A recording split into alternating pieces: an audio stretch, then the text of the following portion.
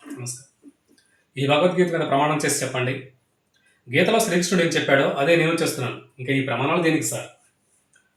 అది కోర్టు ఆనవాయితీ. గీత మీద ప్రమాణం చేయడం మీకు ఇష్టం లేకపోతే మీ ఆత్మసాక్షిగానైనా ప్రమాణం చేయొచ్చు. Thank you sir. నా ఆత్మసాక్షిగా చెప్తున్నాను. సొసైటీలో జరిగే అన్యాయాలు చూడలేకే ఏసేఫ్ స్థాపించాను. ఆ సంస్థ చేసే పనులన్నింటికీ నేనే కర్త, కర్మ, క్రియ. ఠాగూర్ గారు, ఒక ముఖ్యమంత్రికి ఉన్నంత నెట్వర్క్ మీకుందని పోలీస్ డిపార్ట్మెంట్ చెప్తోంది. ఇంత మేధస్సు ఉండి, అంతమంది ఫాలోవర్స్ ఉండి ఈ మార్గాన్ని ఎందుకు ఎంచుకున్నారు?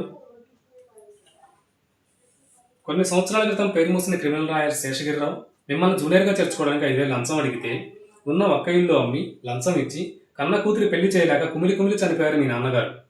మీ నాన్నగారి దుస్థితి ఏ తండ్రికి రాకూడదనే ఈ మార్గాన్ని ఎంచుకున్నాను. ఈ సంగతి మీకెలా తెలుసు? మీరే అన్నారు కదా సార్ ఆయనకు ముఖ్యమంత్రికి ఉన్నంత నెట్వర్క్ ఉందని. చూడండి మిస్టర్ రవీంద్రనాథ్ ఠాగూర్ గారు, ఆంధ్రప్రదేశ్లో ఎవరి చరిత్ర ఏంటో తెలుసుకోగలిగింది మీకు లంచాలు తీసుకోవడం కంటే మర్డర్ చేయడం పెద్ద నేరం అని తెలియదా? లంచాలు తీసుకోవడం మీ దృష్టిలో పెద్ద నేరం కాకపోతే సుబ్బారావు గారు, ఒక పబ్లిక్ ప్రాసిక్యూటర్గా ప్రభుత్వ ఉద్యోగం చేస్తున్న మీకు ట్విన్ సిటీస్లో 5 కోట్లు విలువ చేసే కమర్షియల్ కాంప్లెక్స్, రాజమండ్రిలో ఒక థియేటర్, బెజవాడ గవర్నర్పేట సెంటర్లో 3 గాంధీ షాపులు ఎలా వచ్చాయి? ఎందరు అమాయకులను దోషులుగా చిత్రీకరిస్తే వచ్చాయి. మీరు ఒక లాయర్తో మాట్లాడుతున్నారు.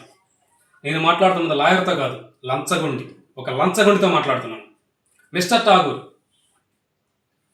ఎక్కువగా మాట్లాడితే మీ చరిత్ర ఊపి జడ్జి గారు ముందు పెడతాను. నల్లకోట ఊపి తెల్లముఖం వేయాల్సి వస్తుంది. యువర్ ఆనర్, ముద్దా ఇష్యూని సైడ్ ట్రాక్ చేస్తున్నారు.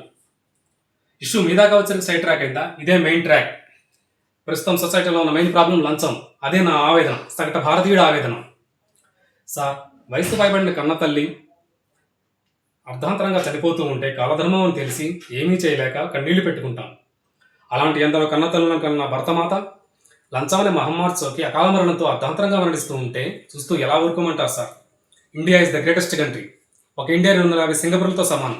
ఒక ఇండియా 28 జపాన్లతో సమానం. ఇండియా జనాభా 102 కోట్లు. అమెరికా జనాభా 28 కోట్లు. 28 కోట్ల బిల్గేట్స్ పుడితే 102 కోట్లు ఎంతమంది పుట్టాలి? కానీ ఒక్కడు పుట్టలేదు. కారణం, మన దేశంలో సైంటిస్టుల ప్రయోగాలు వెలుగు చూడాలంటే లంచం. మేధావుల మేధస్సు మన దేశానికి ఉపయోగపడాలంటే లంచం. అందుకే సార్, భవిష్యత్ బిల్గేట్స్ మన దేశం వదిలి పరాదేశాలకు వలసపోతున్నారు, అక్కడ రాణిస్తున్నారు.